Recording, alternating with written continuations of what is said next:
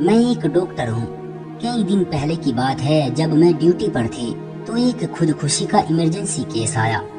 خودکشی کرنے والی ایک لڑکی تھی جس کا نام اما تھا، اور میں نے اپنے 8 سال کے کریئر اور گزری زندگی میں پہلی بار اتنی خوبصورت لڑکی دیکھی تھی۔ اما بے ہوشی کی حالت میں تھی۔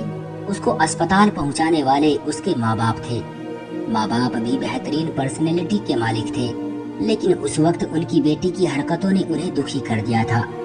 پتہ نہیں کیوں مجھے اس لڑکی پر پیار اور اس کے ماں باپ کی بے بسی دیکھ کر بہت ترس آ رہا تھا۔ لڑکی کو آپریشن تھیٹر لایا گیا۔ آپریشن کے بعد اسے وارڈ میں استھانانترت کر دیا گیا، اور اس کے ماں باپ کو بتا دیا گیا تھا کہ اب ان کی بیٹی خطرے سے باہر ہے۔ لڑکی کی حالت کا پتہ چلتے ہی لڑکی کا پتا باہر بیٹھے غریبوں میں کچھ بانٹنے چلا گیا، اور لڑکی کی ماں کو میں نے اپنے آفس میں بلوایا۔ لڑکی کی ماں نے جو کہانی سنائی وہ کچھ یوں تھی: میری بیٹی کا نام اما ہے اور اما انجینئرنگ کر رہی ہے۔ پڑھائی کے بعد سبھی ماں باپ کی طرح اما کے ماں باپ کی بھی خواہش تھی کہ وہ اپنے گھر بار کی ہو جائے، اس لیے انہوں نے اما سے اس کی پسند کے بارے میں پوچھا، تو اما نے اور لڑکیوں کی طرح یہ فیصلہ بھی اپنے ماں باپ کو دے دیا۔ اس کے ماں باپ نے اما کے رشتے کی بات چلائی تو اما کو دیکھنے ایک فیملی آئی۔ ناشتے اور بات چیت کرنے کے بعد وہ عورتیں اما کے کمرے میں چلی گئی۔ کسی نے اما سے چل کر دکھانے کی فرمائش کی، کسی نے بولنے، اور کسی نے اما کے ہاتھ کی چائے پینے کی فرمائش کی۔ اس کے بعد وہ اجازت لے کر چلی گئی، لیکن لڑکے والوں نے کچھ دن بعد بنا کوئی بات بتائے ہی رشتے سے انکار کر دیا۔ اما کو اس دن زندگی میں پہلی بار ریجیکٹ کیا گیا تھا، مگر ماں باپ کی تسلی نے اما کو حوصلہ دیا، اور ایک بار پھر اما کو دیکھنے کے لیے ایک اور فیملی آئی۔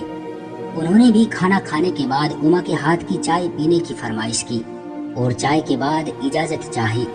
3 دن انتظار میں رکھنے کے بعد یہ کہہ کر انکار کر دیا کہ لڑکی کو مہمانوں کی سیوا کرنی نہیں آتی، کیونکہ اس نے لڑکی کی ماں کو ٹیبل سے اٹھا کر ہاتھ میں چائے پیش نہیں کی، بلکہ عام مہمانوں کی طرح ٹیبل پر رکھ دی۔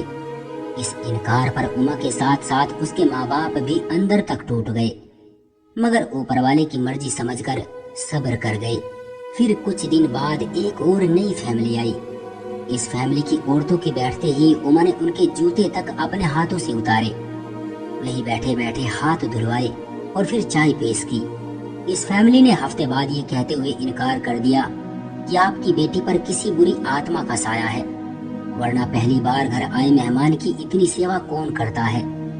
پچھلے 8 سالوں میں 100 سے زیادہ لوگ اما کو دیکھنے آئے، مگر کوئی نہ کوئی عیب نکال کر چلے گئے۔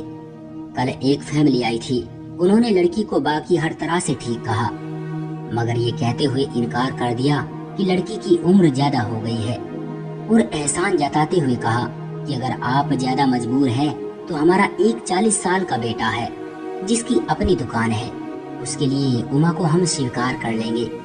اتنا کہتے ہی اما کی ماں سسکیاں لے کر رونے لگی اور کہا، آپ بھی تو ایک ماں ہیں، سوچیں ماں جتنی بھی مجبور ہو غیروں کے سامنے کیسے کہہ سکتی ہے، اور میری بیٹی کل سارا دن میرے سینے سے لگ کر روتی رہی ہے، کہہ رہی ہے لوگوں کے قابل ہوتے ہوتے میری عمر زیادہ ہو گئی ہے ماں۔